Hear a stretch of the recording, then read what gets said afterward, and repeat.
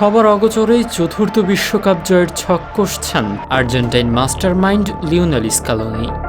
Brazil বা পর্তুগালের মতো দলগুলো ইতোমধ্যেই স্কোয়াড ঘোষণা করলেও বর্তমান চ্যাম্পিয়ন আর্জেন্টিনা রয়েছে সম্পূর্ণ নীরব। তাদের এই নীরবতা যেন ফুটবল বিশ্বে এক গভীর উদ্বেগের জন্ম দিয়েছে। বিশ্বমঞ্চে মুকুট ধরে রাখতে কোচ লিওনেল স্কালোনি ৫৫ সদস্যের প্রাথমিক তালিকা জমা দিলেও চূড়ান্ত ২৬ জন বেছে নিতে নিচ্ছেন বাড়তি সময়।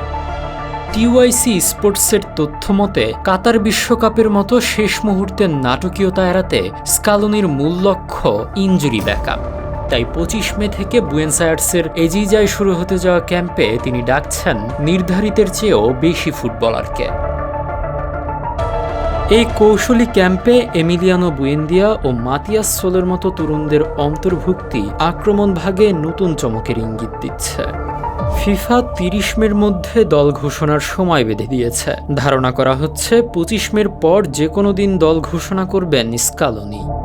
রক্ষণাত্মক ও আক্রমণাত্মক দুই দিক থেকেই নিখুঁত দল গঠনের নেশায় মগ্ন স্কালোনি।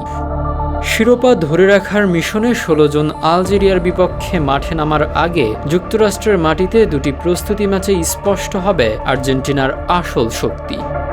বিশ্ব চ্যাম্পিয়নদের এই গোপন প্রস্তুতি কি তবে আসন্ন বিশ্বকাপের ট্র্যাজেডি হতে চলেছে বাকিদের জন্য?